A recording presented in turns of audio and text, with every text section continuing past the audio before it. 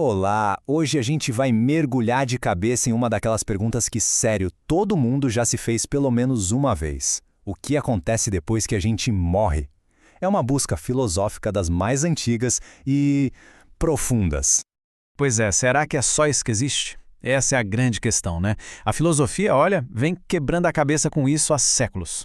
E é exatamente o que a gente vai fazer aqui: explorar as principais linhas de pensamento que tentam dar uma luz sobre esse assunto. Tá, mas vamos lá. Por que a gente se importa tanto com isso? É uma pergunta que vai fundo, né?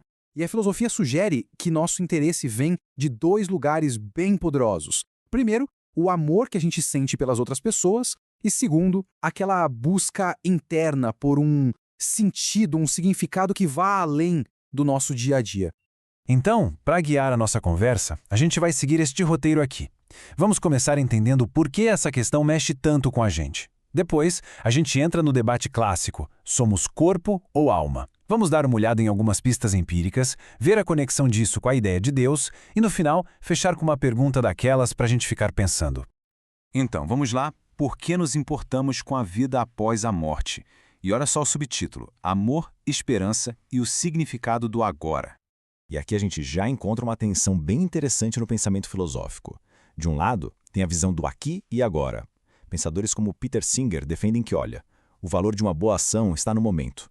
Não depende do que vai acontecer daqui a 1000 anos. Mas, por outro lado, tem a visão do quadro geral. Pensa bem, se a gente ama alguém de verdade, mas de verdade mesmo, não é natural a gente torcer para que essa pessoa continue bem, continue a florescer, não só nesta vida, mas talvez além? E por trás dessa esperança, muitas vezes existe um medo muito profundo. O filósofo Ronald Dworkin descreveu isso de um jeito que chega a arrepiar. Ele disse que o que a gente teme desesperadamente é o apagamento total, obliterador, em si mesmo inimaginável de tudo. É pesado, né? É esse medo da aniquilação que acaba impulsionando grande parte da nossa busca por respostas. E essa busca nos leva direto para a nossa segunda grande questão. Afinal, o que somos nós? Corpo ou alma?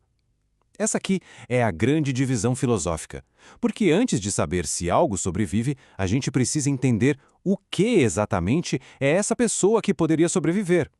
A primeira grande teoria é o dualismo.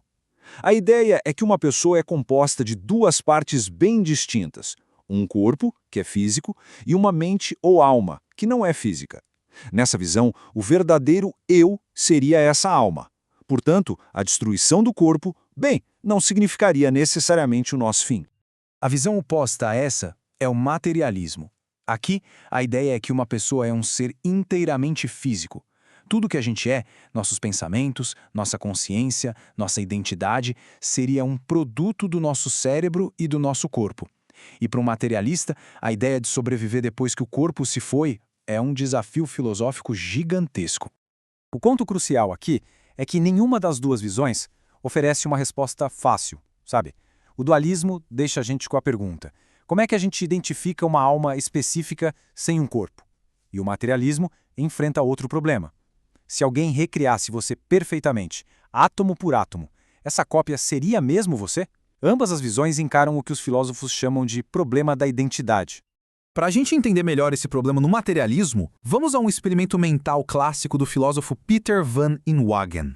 Imagine o seguinte: um manuscrito original escrito pelo próprio Santo Agostinho. No ano de 457, ele é completamente destruído pelo fogo, vira cinzas. Um ano depois, em 458, um ser todo-poderoso cria uma duplicata perfeita, átomo por átomo, do original.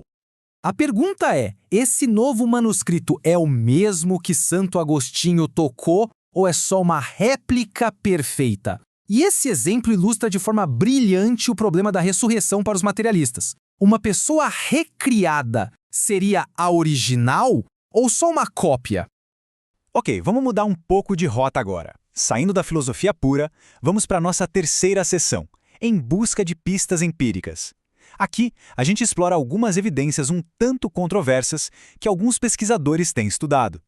E duas áreas principais aparecem nessa busca. A primeira é a parapsicologia, que investiga fenômenos como telepatia e mediunidade. A segunda são as famosas experiências de quase-morte ou EQMs. É importante dizer que a gente está olhando para isso como parte da investigação filosófica, sem necessariamente endossar nada. As EQMs são fascinantes porque, em todo o mundo, pessoas de culturas diferentes relatam padrões incrivelmente parecidos. Relatos de um profundo sentimento de paz, uma experiência de estar fora do corpo, observando a si mesmo, a famosa viagem por um túnel escuro em direção a uma luz, encontrar seres de luz ou parentes que já morreram e até uma revisão da vida completa. Mas, claro, existe um grande contra-argumento para tudo isso. O filósofo C.D. Broad resumiu bem. A simples possibilidade de existir algo como percepção extrasensorial, ou o que alguns chamam de superpsi, já enfraquece a evidência de sobrevivência. Em outras palavras, fenômenos como mediunidade ou as EQMs poderiam ser explicados por habilidades psíquicas extraordinárias dos vivos e não por comunicação com os mortos. Certo, vamos para a nossa quarta sessão. A vida após a morte e Deus. E o subtítulo aqui é Visões de Mundo e Justiça Cósmica. O ponto é que nossas crenças sobre a vida após a morte raramente são isoladas. Elas se conectam a uma visão de mundo muito maior. Para muitos filósofos faz todo sentido ligar as duas coisas. A ideia de que é razoável acreditar na vida após a morte estaria intimamente ligada à razoabilidade de acreditar em Deus. O argumento é mais ou menos o seguinte: um Deus que é perfeitamente bom e poderoso provavelmente criaria uma oportunidade para a justiça cósmica e para que a gente continuasse a florescer, mesmo depois da nossa curta vida terrena. E essa tabela aqui resume tudo de forma bem clara.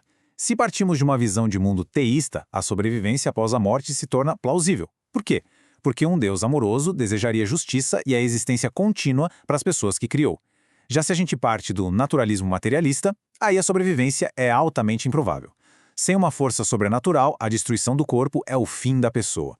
O ponto de partida muda tudo. Isso nos leva à nossa conclusão. Uma última pergunta, daquelas bem provocativas, para a gente refletir. Se as nossas crenças sobre o que acontece depois da morte acabam moldando a maneira como a gente vive agora, então qual história sobre o fim nos ajuda a ter um começo melhor?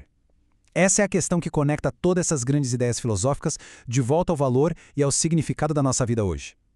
Obrigado por acompanhar essa análise